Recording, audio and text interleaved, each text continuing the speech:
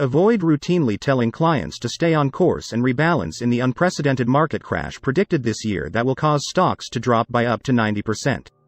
This isn't going to work. The market will continue to drop. Rich people will lose the most. People will lose money and financial advisors will need protection to prevent their clients from hitting them, Dent said during the podcast. Dent argues that the U.S. economy has already lost its mojo. He says the recession has just begun. It's a necessary evil, he states, claiming that recessions are a good thing, a deep clean, that clears the decks for the next eruption. Listen to the full podcast to understand what's going on for the house, stock, and global market. Are we facing biggest market bubble in the history? Please follow us on YouTube and open your notifications for further podcasts. Enjoy.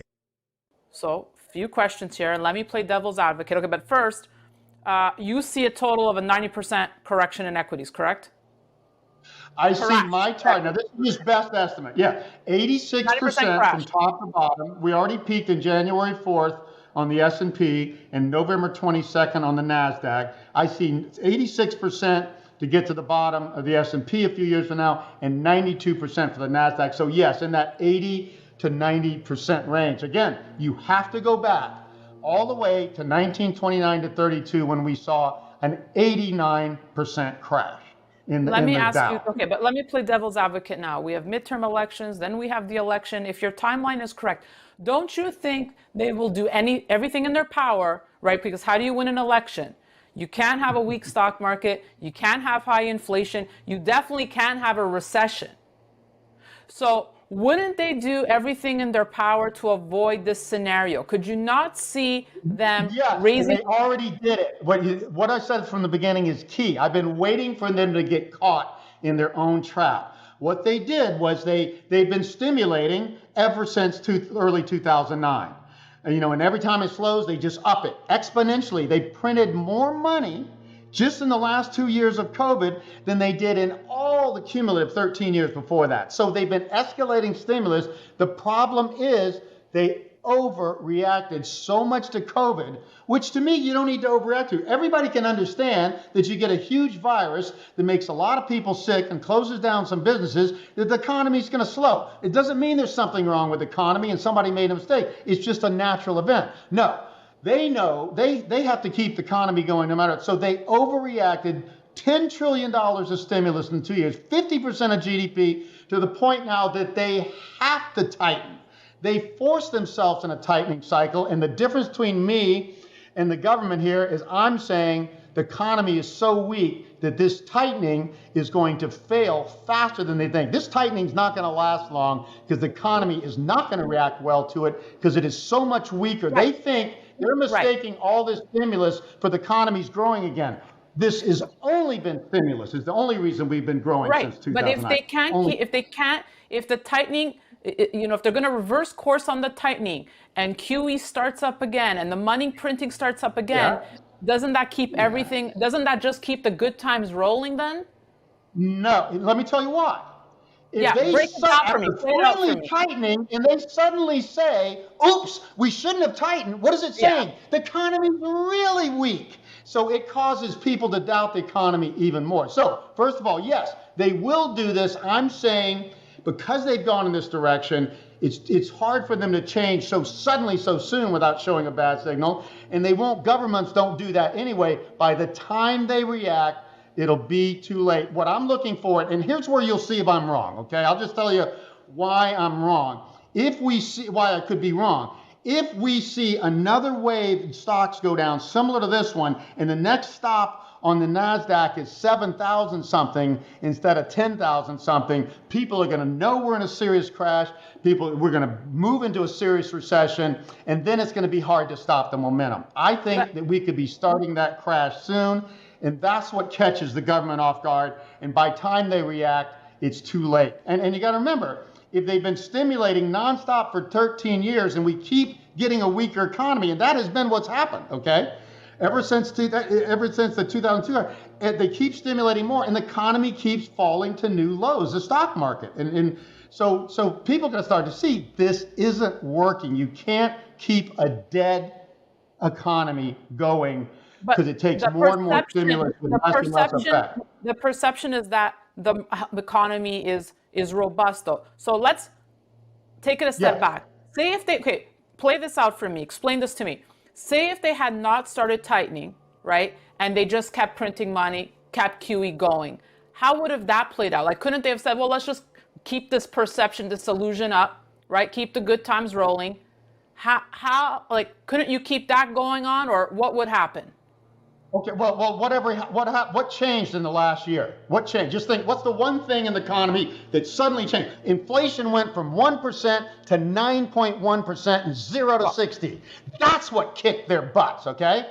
That's what stopped this thing. How do you think you can print more money and not create inflation? The only reason it didn't otherwise, the economy was weak and the demographics were slowing, and that kept a lid of inflation.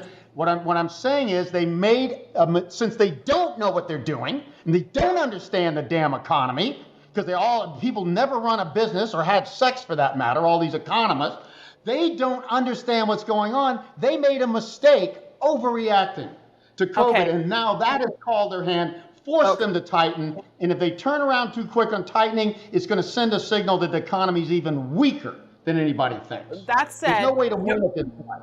That said, I'd love to get your thoughts on the Inflation Reduction Act that's now going to go onto President Biden's desk to sign. What is it? This is a long-term policy. This is a short-term crisis. They got sudden inflation because they created the biggest bubble in financial assets in history. Financial assets, any young person today has no chance of investing in retirement, where every market from bonds to stocks to real estate is so overvalued that at best it can go sideways for decades to come, and at worst it goes down and you lose money. We need to deflate this financial asset bubble so that things go back. What's the biggest problem in our economy? Young people can't afford to buy a house. You know what a house was, an everyday house was 20 years ago? $120,000. You know what it is now? $420,000. What does that do to your standard of living if you just got married and had 2 kids? Can't afford to buy a house. And if you do, you can't afford to buy anything else. And interest rates are artificially low. When they go back to normal levels, because government's pushing that, then all these mortgages and stuff are going to cost more. We've been living in an artificial economy. You don't get something for nothing. You can pump it up for a while. Hey, I tell people it's this simple. If I want to feel good today, I can feel good. I don't care how bad I feel. All I got to do is take heroin or cocaine or something, or 10 cups of coffee, and I'll be up. Does that work? Is that healthy? No. We've been doing this for years, living on artificial stimulus, stretching an economy past when people needed to spend money. The baby boomers were overspending their money and buying all their houses in 2007. I predicted that 20-some years in my newsletters and books before it happened. And then we went into the great crash in 2008, and these people panicked, and they don't realize they need to recalibrate the economy to make the best of a slow economy rather than hyping it up with artificial financial drugs. Well, that's where I call it the market's on crack. To your point Not about healthy. housing, someone argued that that's why a house right now is the greatest commodity you can have. Would you agree with that? No, it's the worst commodity because they're going to go, mark my words on this and shoot me if I'm wrong. Next few years, housing in the United States is going to go down 50%. You know what? People said that couldn't happen. It already went down 34%, and I predicted that, okay?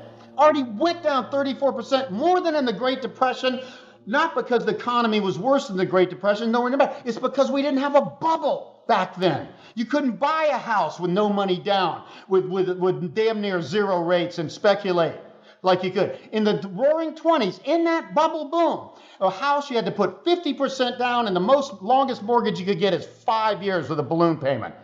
That's what's different now. So housing had a big crash, but of course they pushed us out of it. The next crash, mark my words, 50%. Most people who got a mortgage in the last decade are going to be underwater. Banks are going to be underwater on loans. And then this thing's going to be a big mess. And they're finally going to have to write down loans. So what I tell people, here's the classic thing I get when somebody hears my presentation. Oh, Harry, I got 2 houses. One of them's all paid for. And the other one I just got a 90% mortgage. I'm going to sell the one with the mortgage. And I'm like, no. Sell the one that you got all the equity and take all your money out because it's yours.